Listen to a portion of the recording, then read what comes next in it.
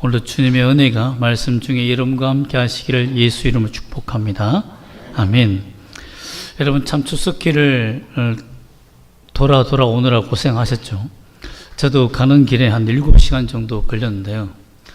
와, 정말 이렇게 가다가 죽겠구나 하는 생각이 들었는데, 갈 때마다 길을 유턴해라라는 내비게이션 말을 들었을 겁니다. 그래서 끝까지 내가 아는 길이니까 가다가 차들이 꽉 막히는 그 장면을 보고 와, 잘못했다 하는 생각을 할 때가 있었습니다. 여러분도 그렇지 않습니까? 순간적인 판단인데, 그죠? 또 고속도로는 유턴길이 없죠. 잘못 들어가면 그때는 끝까지 가야 되잖아요. 참 유턴이라는 표지판이 있을 때가 참 은혜라는 것을 참 깨닫습니다. 우리 인생도 마찬가지입니다. 어떻게 하면 주님께서 주시는 유턴의 사인을 우리가 캐치할 수 있을까? 볼 수 있을까? 참 그 길을 지나면 또 유턴길이 있겠지 하다가 유턴이 없는 막다른 길을 만날 때가 참 우리 인생 길이에요. 그 길을 발견할 수 있는 오늘 말씀의 시간이 되기를 소망합니다.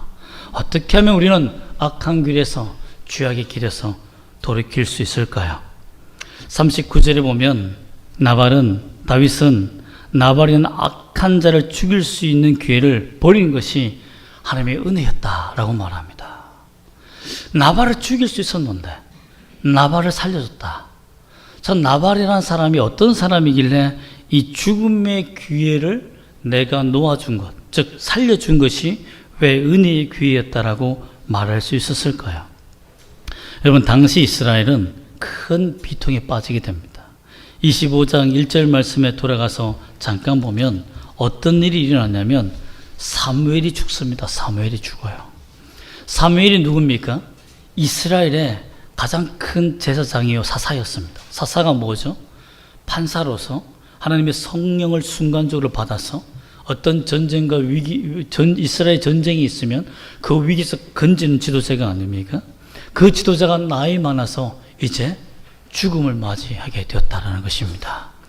이렇게 되니까 어떻게 되냐면 사울 왕은 정말 지금 미치광이가 되어 있잖아요. 악한 영에 사로잡혀서 다윗을 죽이려고 하는 그런 상황이 있고, 그것을 어느 정도 견제해 주면서 정치적으로 종교적으로 정치의 힘을 견제해 준 사람이 누구였냐면 사무엘이었던 거예요. 그래서 사무엘 때문에 전 군사를 동원해서 다윗을 칠 수 없었던 겁니다. 왜? 그것이 옳지 않다는 것은 알고 사무엘이 막으면 그냥 모든 것이 흐지부지하게 끝나게 되며 왕의 권위가 추락하기 때문에 사실 사울 왕은 자기의 특별한 부대를 이끌어서 다윗이 있는 곳에 긴급히 가서 쳐서 무찌르려고 했던 거예요. 그 전 나라가 이 일을 알고 있지만 사무엘의 죽음이 가까이 오고 힘이 없는 것을 알고는 사울 왕을 편들었지만, 그러나 살아있잖아요. 죽은 권력이지만 아직 살아있으니까 쉽게 못 건든 겁니다. 그런데 사무엘이 죽었다고 하니까 다윗이 겁을 먹게 되는 겁니다. 야, 이젠 정말 죽었구나. 그래서 사해 바닷가에 있는 엔게디 그 동굴에 숨어 있다가 여기서도 안 되겠다 싶어서 유대 광야 끝자락 바란 광야까지 저 남쪽에 정말 광야 끝까지 도망갑니다. 완전히 척박한 땅이죠. 아무것도 없는 정말 척박한 땅까지 도망가는 상황 중에 있었습니다. 그때 어떤 누구를 만나면 나발이라는, 참 이름이 참 독특하죠. 나발이라는 사람을 마온 광야에서 만나게 되는데요. 이 사람이 다윗에게 도움을 요청합니다. 어떤 도움을 요청하냐면 성경에는 기록되지 않지만 2절 말씀 보면 이해할 수 있습니다. 2절 말씀 보면 그 사람이 얼마 정도의 부자였냐면 2절 말씀 한번 읽어볼까요? 시작.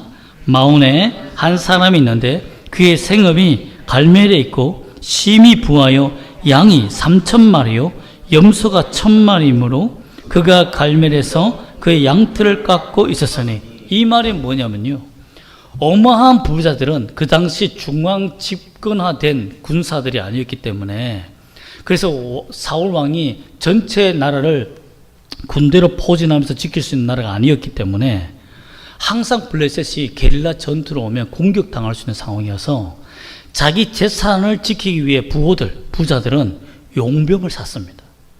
그래서 용병을 사서 자기 재산을 지켰던 거예요. 그러니 사울 왕이 지금 자기를 쫓아다니기 위해서 군대를 여기 몰았다 저기 몰았다 하니까 사실상 블레셋에서 나를 도와줄 사람이 아무도 없다라고 생각하여 나발이 다윗이 그 군대를 가지고 600명 되는 가량 된 군대를 가지고 있다는 소식을 듣고는 용병을 사게 된 겁니다. 그래서 그 용병들이 이 나발의 가정을 지켜주게 됩니다. 우리가 본문 중에 보면 그 내용들이 나오기 시작합니다. 그런데 어떤 일이 있었냐면 4절 말씀 보면 양털 깎는다라는 축제 소식이 들립니다. 이 말은 뭐냐면 양털을 깎을 때는 그 양털을 누가 미리 쉽게 말하면 매점 매석에서 내가 이 양털을 삽니다라고 계약을 합니다. 그러면 그 양털 값이 어마어마하거든요. 그 양털 깎는 날 축제를 벌리면서 내가 이렇게 부자가 됐다라고 하는 게 감사하며 주민들에게 지역 사람들에게 먹을 것을 나눠주는 꼭 추수감사제와 같은 그런 날입니다. 그래서 여러분 추수감사절날은 외국에서 보면 사람들 가난한 사람들 어려운 사람들을 이렇게 초대하잖아요. 초대해서 줍니다. 그처럼 양털 깎는 날은 내가 이 땅에서 가장 부하게 됐다. 정말 엄청난 부자가 됐다라고 생각하면서 감사하는 그런 날이었다는 거예요. 그때 다윗이 먹을 것을 달라고 보냈다는 겁니다. 그런데 7절과 10절 말씀을 보면 한번 읽어볼까요? 7절과 10절입니다. 한번 읽어보겠습니다. 시작. 내게 양털 깎는 자들이 있다 함을 이제 내가 들었노라. 내 목자들이 우리와 함께 있었으나 우리가 그들을 해하지 아니하였고 그들이 갈멜이 있는 동안에 그들의 것을 하나도 잃지 아니하였나니. 10절. 나발이 다윗의 사환들에게 대답하여 이르되 다윗은 누구며 이새의 아들은 누구냐? 요즘에 각기 주인에게서 억지로 떠난 종이 많도다 라고 이렇게 비아냥을. 이 사건이 뭐냐면 가서 식량을 좀 달라고 해라. 우리가 그동안 지켜주고 우리의 목장에서 나의 목장에서 그들을 지켜주고 우리는 얼마 되지 않는 초장이지만 그들이 나발이 잘 되기 위해서 내 초장에서 얼마 되지 않는 초장에서 먹고 잘 커라 라고 배려까지 해준 거예요. 즉 그 많은 초장이 있음에도 불구하고 나발이 다윗의 초장까지 와서 자기 재산을 불리려고 막 악랄하게 한 거죠. 그래도 다윗은 내가 지금 먹고 살기가 급하고 나발을 지켜주면 언젠가 먹을 것이 생기겠지 생각해서 내버려 둔 거죠. 그래서 양털 깎는 날 좀 달라라고 하니까 다윗이 누구냐? 라고 하는 겁니다. 이새 아들이 누구야? 또 어떤 사람들 보니까 주인에게서 도망간 자가 있다고 하네. 즉 사울 왕을 버리고 배신하고 도망간 사울 왕에 쫓기는 자가 있다라고 하며 아킬레스건을 걷는 겁니다. 이때 다윗이 어마어마한 배신감이 드는 거예요. 지금 그렇지 않아도 먹고 살기 힘들고 도망가기가 급급하고 내 있는 것 다 희생해서 봉사하고 그 사람을 위해서 충성하고 했는데도 불구하고 아니 이렇게 부자가 됐는데도 나눠주지 않는다고 하며 분노에 사무친 거죠. 또한 그의 비아냥 말에 상처받은 이유가 6절 말씀 보면 그의 다윗이 그를 어떻게 대하는지 나타납니다. 6절 말씀 한번 읽어볼까요? 제자 그 부하게 사는 자에게 이르기를 너는 평강하라 내 집도 평강하라 내 수의 모든 것도 평강하라. 여기서 번역이 좀 잘못됐어요. 여기서 그 부하게 하는 자라는 그 말은 우리가 레하이라는 말이 아니고 사실상 우리가 성경을 보면 원본은 오류가 없는데 수많은 원본들을 사람들이 쓰다가 졸다가 또 잃어버리고 또 발음이 하다 보니까 여기에 획이 좀 잘못되어서 원래는 아하이라는 이런 말인데 레하이로 잘못 읽어서 일어나는 말이거든요. 그 동네에 사는 자라는 거예요. 그 동네에 사는 자. 근데 그 동네에 사는 자 때문에 상처받지는 않잖아요. 상처받음을 표현하는데 그 동네에 사는 자 표현하지 않죠. 아하이란 말이 뭐냐면 바로 나의 형제란 말입니다. 즉 나발을 나의 형제처럼 아꼈다는 거예요. 여러분들 인생에 살다 보면 참 어려울 때 그 사람을 내 형제처럼 내 가족처럼 돌봐준 사람 있잖아요. 완전 핏줄이 아님에도 불구하고 근데 그런 사람한테 배신당할 때 마음이 어떻겠어요? 엄청 아픈 거죠. 여러분, 지나가는 동네 사람이 지나가는 할아버지가 내 욕한다고 해서 화납니까? 물론 조금 화날 때가 있지만 그래도 웃고 넘기지만, 정말 내가 생명을 다하고 성심을 다하고 그 사람의 인생을 도와줬는데 배신한다? 그러면 그게 큰 상처가 남는 것이죠. 또한 8절 말씀 보면 나발을 어떻게 대하였는지 나옵니다. 8절 말씀 하반절에 제가 읽어드리겠습니다. 하반절에 보면 내 손에 있는 대로 내 종들과 내 아들 다윗에게 주기를 원하노라 하더라 하라. 이 나발에게 부탁할 때 어떻게 부탁했냐면, 당신은 내 아버지입니다. 내 형제지만 내가 당신을, 나이 많은 당신을 아버지처럼 섬겼다. 내가 이 광야에서, 이 버림받은 땅에서 아버지도 사실 나를 만나지도 못하고 형제들도 나를 만나지 못하는 곳에서 나발, 당신이 나의 형제가 되고 아버지가 되며 내가 살 수 있는 길을 제공해 주었다. 그러니 그 은혜를 베풀어 달라. 나는 당신을 위해 충성을 다했다는 겁니다. 그런데 다윗이 누구냐? 이새의 아들이 누구냐? 그가 쫓기는 도망자가 아니냐라며 다 부자가 되고 나니까 입을 싹 닦아버린 거예요. 그러니 형제요, 아버지요, 자기의 모든 정성을 다했던 그 기업, 그 사람 앞에 충성했던 그 마음의 상처를 받고 분개하기 시작했다는 겁니다. 그래서 다윗이 얼마나 화가 났는지 13절을 볼까요? 13절을 읽어보겠습니다. 13절 시작. 다윗이 자기 사람들에게 이르되 너희는 각기 칼을 차라 하니 각기 칼을 차매 다윗도 자기 칼을 차고 400명 가량은 데리고 올라가고 200명은 소유물 곁에 있게 하느라. 다윗이 자기 소유물도 지켜야 되니까 200명의 군사를 내려놓고 400명의 특공대를 데리고 다 쓸어버리겠다, 다 죽여버리겠다는 마음으로 분노에 사무쳤습니다. 자기 일생일대의 위기 아닙니까? 더 이상은 도망갈 데도 없어요. 여기서 죽느냐 사느냐 기로에 섰을 때 내가 저 나발을 치고 내가 살아야겠다는 마음이 생긴 거예요. 사람이 그런 것 같아요. 내가 도망갈 길이 있고 여유가 있으면 도망을 갑니다. 그런데 더 이상 도망갈 길이 없고 이제는 피할 길도 없으면 쥐도 문다고요. 그런 속담이 있지 않습니까? 쥐도 도망갈 길을 보고 쫓아라고 했는데 사람을 그렇게 계속해서 압박하고 몰고 몰아서 결국은 그 사람이 악한 일에 행할 수밖에 없도록 코너에 몰면 물게 되는 거죠.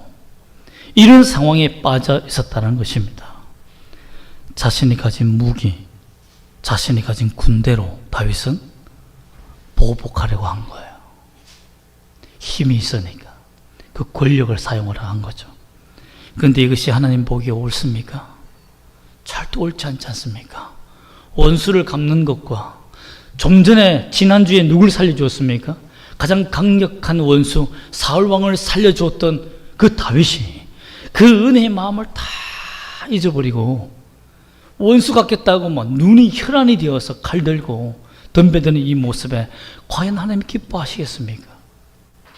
하나님께서 이 마음을 바로잡기 위해서, 막기 위해서, 멈추기 위해서 하나님께서 하신 일이 과연 무엇일까요? 하나님이 그 악한 길을 막기 위해서 하신 일이 있습니다. 38절과 39절 우리가 잠시 사건을 보면 25장 38절과 39절에 보면 요약하면 이렇습니다. 하나님이 나발을 치심해 그가 죽었다. 열흘 후에. 그리고 나발이 죽었다는 말을 듣고 나의 모욕을 갚아주사 여호와를 찬송하게 했다라며 하나님께 경배하는 일을 생깁니다. 어떻게 이런 일이 생기게 되었을까요? 가만히 있는데? 아닙니다. 14절에 보면 하나님이 지혜로운 하인 한 명을 만나게 하십니다. 14절 말씀을 한번 읽어볼까요? 25장 14절입니다. 시작. 하인들 가운데 하나가 나발의 아내 아비가일에게 말하여 이르되 다윗이 우리 주인에게 문안하러 광야에서 전령들을 보낼거늘 주인이 그들을 모욕하였나이다. 여러분, 그 나발의 주인 밑에 하나의 하인이 어마어마한 소식을 듣습니다. 다윗의 군대의 7 비밀을 전해들어요. 여러분, 나발을 친다는 소문이 나면 됩니까? 안 됩니까? 안 되죠. 몰래 치러 오는데 하인은 다 도망가죠. 그런데 이 긴급한 소식을 하인이 듣습니다. 만약에 여러분 이 하인이 나발 사람이었으면 나발에게 빨리 고발했을 거예요. 도망가라 했을 겁니다. 그런데 이 나발이 굉장히 지혜로운 사람이에요. 이 문제는 나발이 해결할 수 있는 게 아니다. 여기서 만약에 내가 나발에게 얘기했다가는 전쟁이 일어나고 다 죽는다 라는 생각을 드니까 그 소식을 15절과 17절에 보면 아비가일, 나발의 아내에게 말합니다. 그러면서 얘기하기를 뭐라고 얘기하냐면 다윗이 다 보호해줬다. 우리가 이 재산을 가진 것은 다윗 덕분이다. 그런데 이 나발이라는 사람이 정말 그것도 알지 못하고 자기 힘으로, 자기 권력으로, 자기가 잘났어 이 사업에 성공한 줄 알고는 그렇게 지금 교만하게 은혜를 알지 못하고 다윗을 죽이려고 하고 있다. 굶어 죽이고 굶겨 죽이고 또 사울 왕에게 도망갔다고 했으니까 사울 왕이 그 다윗이 듣기는 어떻게 듣겠습니까? 고발하면 나는 죽는다 라는 생각이 있으니 이런 생각을 다윗에게 심어줬으니 다윗이 가만히 있겠습니까? 이런 지혜로운 하인을 통해서 이 소식이 아비가일에게 전달된 것이 놀라운 은혜였습니다. 이 아비가일이 이걸 듣고 어떻게 하였느냐? 18절과 19절 말씀 한번 읽어볼까요? 시작. 아비가일이 급히 떡 200덩이와 포도주 2가죽 부대와 잡아서 요리한 양 5마리와 볶은 고식 5새와 금포도 100송이와 무화과 뭉치 200개를 가져다가 나귀들에게 싣고 소년들에게 이르되 나를 앞서 가라. 나는 너희 뒤에 가리라 하고 그의 남편 나발에게는 말하지 아니하니라. 아비가일이 어디 CIA처럼 첩보원처럼 나발은 모르게 하면서 600명 가량이 먹을 수 있는 식량을 다 준비합니다. 왜냐하면 그 당시에 이웃들에게 곡식을 나눠주려고 했잖아요. 그러니까 그 곡식들을 다 따로 챙기는 거예요. 그리고 이 여자가 얼마나 그 나이도 많은 그 할머니 가까운 여인임에도 불구하고 손이 얼마나 빠른지 막 이런 추석날 어머니 요리하듯이 막 잡채 만들고 막 전 만들고 그렇게 하듯이 얼마나 빨리 준비했는지 준비해서 빨리 떠나라는 거예요. 왜? 다윗이 지금 분노하였으니까 칼을 차고 내려와서 만약에 준비하는 중에 쳐들어오면 다 죽는 거 아닙니까? 다 죽는 거 아니에요. 그러니 긴급하게 빨리 움직이라. 여러분 그때 제가 만약 하인이었으면 정말 숨을 쉬지 못했을 거예요. 이거 챙기고 저거 챙기고 빨리 다윗을 만나기 위해서 중간에 또 길이 흐트러지면 안 되니까. 그리고 먼저 보내놓고는 자기도 뒤에 혹시나 무슨 일이 있지 않은가 아비가일이 살펴보고는 곧바로 같이 떠납니다. 같이 떠났는데 어떤 일이 있었느냐? 23절 말씀 한번 읽어볼까요? 시작. 아비가일이 다윗을 보고 급히 나귀에서 내려 다윗 앞에 엎드려 그의 얼굴에 땅에 대니라. 이게 기적인 거예요. 여러분 이스라엘 지역 가보면 알겠지만 어디로 가야 할지 몰라. 길이 사방팔방입니다. 그럼에도 불구하고 그가 빨리 다윗이 있는 곳으로 보냈는데 그 길에 마침 다윗이 가장 빠른 길로 내려오는 바람에 급히 만나게 된 거예요. 이게 하나님의 은혜죠. 그 자리에서 엎드립니다. 왜? 재앙이 불기 전에, 임박한 진노가 밀려오기 전에 다윗 앞에 엎드릴 수 있다는 것이 그들에게는 재앙을 피할 수 있는 은혜가 아닙니까? 여러분 그런 말미암아서 자비를 구하는 거예요. 정말 22절의 다윗의 모습은 자비 없는 모습처럼 내가 모든 남자 가운데 한 사람에도 아침까지 남겨두면 하나님은 다윗에게 벌을 내리시고 또 내리시기를 원하노라 하며, 여기서 남자 가운데라고 하는 표현은 벽에 오줌을 싸는 사람이라고 남자들 비아냥거리는 겁니다. 즉 여러분 전봇대에 신뢰하는 남자들은 정상적인가요? 그렇지 않지 않습니까? 비정상적이잖아요. 벽에 신뢰하는 남자들이 정상적인가요? 정상적이지 않다는 거예요. 즉 정상적이 아니한 이 나발의 모든 남자들을 다 죽여버리겠다. 이 말은 다 쓸어버리겠다는 겁니다. 남자만 죽이겠습니까? 이건 뭐고 아내자고 걸리는데 다 죽여버리겠다 이거겠죠. 그런 잔인한 그 상황 속에서 아비가일이 다윗에게 엎드린 겁니다. 살려달라고. 그런데 이 여인에게 하나님께서 지혜로운 말을 부어주십니다. 다윗의 마음이 녹아내리는 마음을 주세요. 여러분, 참 분노가 막 머리끝까지 찼는데 어떤 사람이 딱 몇 마디 했는데 분노가 싹 풀린다? 여러분, 그런 사람이 옆주위에 있습니까? 참 그 사람이 여러분이 하나님이 보내신 사람이 아니겠습니까? 25절 보면 이렇게 말합니다. 25절 말씀 한번 같이 읽어볼까요? 시작. 원어 없노니 내 주는 이 불량한 사람 나발을 개의치 마소서. 네, 여기까지 하겠습니다. 이 나발이라는 의미가 뭐냐면 바보 멍청이란 말입니다. 그의 이름을 나발, 바보 멍청이라 지은 것이 너무 합당하다. 하나님이 태어날 때 그에게 바보 멍청 나발이라고 했던 것이 너무너무 맞다. 우리 이름도 나발, 정말 나발이다라고 하는 것들이 딱 맞듯이 너무 맞다. 왜? 이런 상황을 전혀 이해하지 못한 사람입니다. 자기 남편을 막 깎아내리면서 다윗의 분노를 사라지게 만들어주는 거죠. 다윗의 분노를 잠깐 멈추십니다. 그 다음에 26절에 뭐라고 말하냐면요. 제가 읽어드리겠습니다. 내 주여, 여호와께서 살아계심을 두고 맹세하노니 내 주도 살아계시거니와 내 주의 손으로 피를 흘려 친히 보복하시는 일을 여호와께서 막으셨으니 내 주의 원수들과 내 주를 해하라는 자들은 나발과 같이 되기를 원하나이다. 지금까지 당신은 하나님이 막아주지 않습니까? 당신이 이걸 치면 어떻게 되겠습니까? 하나님께서 막아주신 이 기회를 놓치지 마소서라는 겁니다. 죄를 범할 수 있는 길, 악한 길로 갈 수 있는 길에서 이 아비가일, 이 여종을 만나서 멈추게 하신 하나님을 보시옵소서 이 말입니다. 나를 봐란 말이 아니라 내가 왜 이 수많은 음식을 가지고 다윗 당신을 만나러 왔으며 하나님이 왜 만나게 했는지를 기억해달라는 거예요. 그러면서 27절에 보면 내가 가지고 온 모든 예물을 다 보여주면서 이것으로 마음의 위를 얻으라 하며 준비한 것을 다 줍니다. 여러분 얼마나 지혜롭습니까? 빈털터를 그냥 만나갔으면 배가 고프니까 더 쳤을 거 아닙니까? 그런데 먹을 것을 잔뜩 해서 여기에서 양을 요리한 양이라고 되는데 그 요리한 양 5마리는 냄새가 굉장히 향기롭습니다. 듣는 중에 마음이 녹아질지도 몰라요. 침을 흘리며 이걸 가져가라.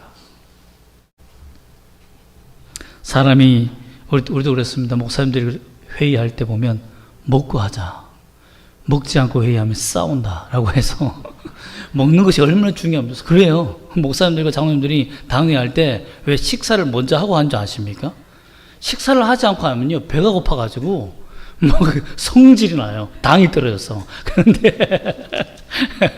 그런데 먹여놓으면 사람이 푸근하거든요. 푸근해서 뭘 들었는지도 모르겠고 시큰둥으로 넘어가 버리고 분노가 안 생겨요. 이런 지혜가 필요하다는 거죠. 그래서 먹고 일단은 차리는 거 먹고 정신 차려라. 어떤 놈들은 먹고 있었을지도 모릅니다. 이미 배가 고파서. 그러면서 하는 말이 28절 말씀 한번 읽어볼까? 28절 시작. 주의 여종의 허물을 용서하여 주옵소서. 여호와께서 반드시 내 주를 위하여 든든한 집을 세우시리니 이는 내 주께서 여호와의 싸움을 싸우시며 내 주의 일생에 내 주에게서 악한 일을 찾을 수 없음이니이다. 여기서 중요한 게 뭡니까? 이 전쟁은, 이 보복은 당신의 것이 아니다.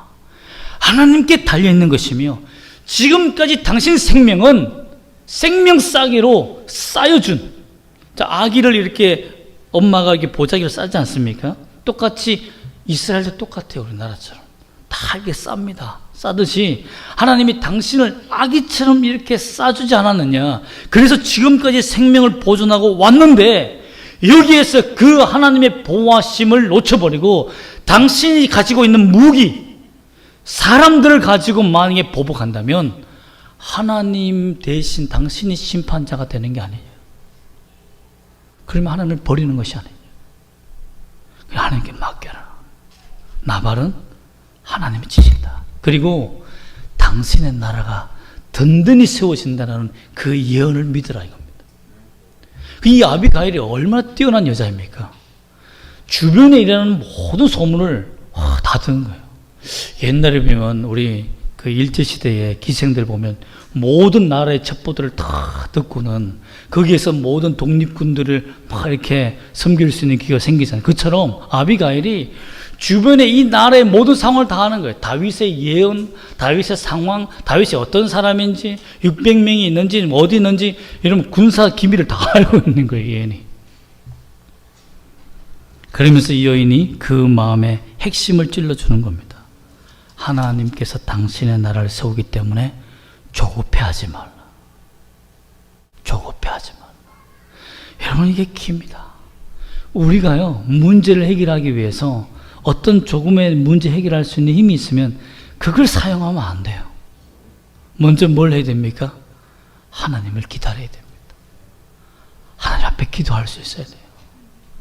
주님의 방법이 맞는지 안 맞는지 생각해 볼 수 있어야 됩니다.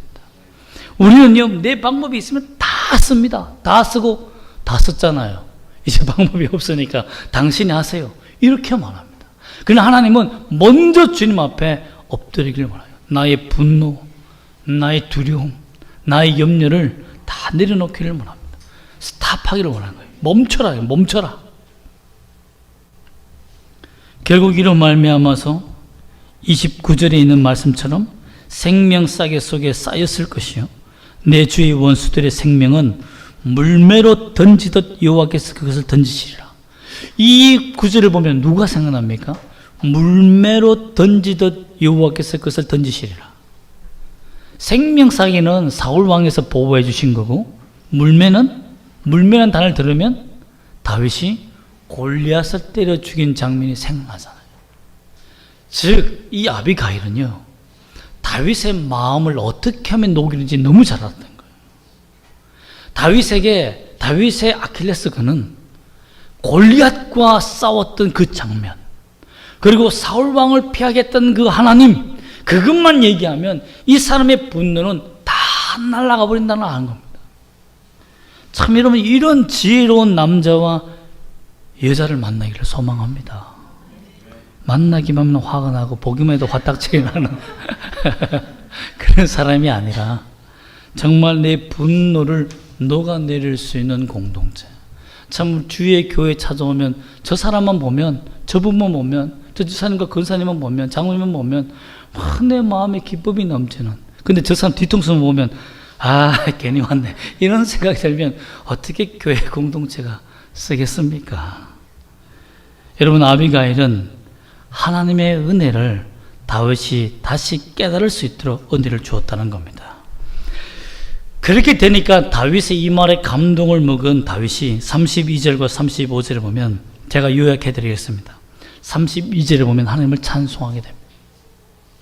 33절에 보면 내 손으로 복수하지 않고 정말 내가 교만하여 내 힘으로 보복하지 않는 것에 대해서 감사하게 됩니다. 34절에서는 아비가일까지, 즉 의로운 아비가일이나 그 하인들까지 죽이지 않은, 즉 죄 없는 자까지 내가 죽이는, 살인을 하는 이런 엄청난 죄를 하나님 앞에 범하는 것이 막아졌다는 것이 천만다행이라고 감사합니다. 내가 너를 죽이지 않음을 감사한다. 그리고 오히려 평안과 축복으로 그들에게 축복해주며 돌아가라 하며 죽게 맡기게 된 것입니다.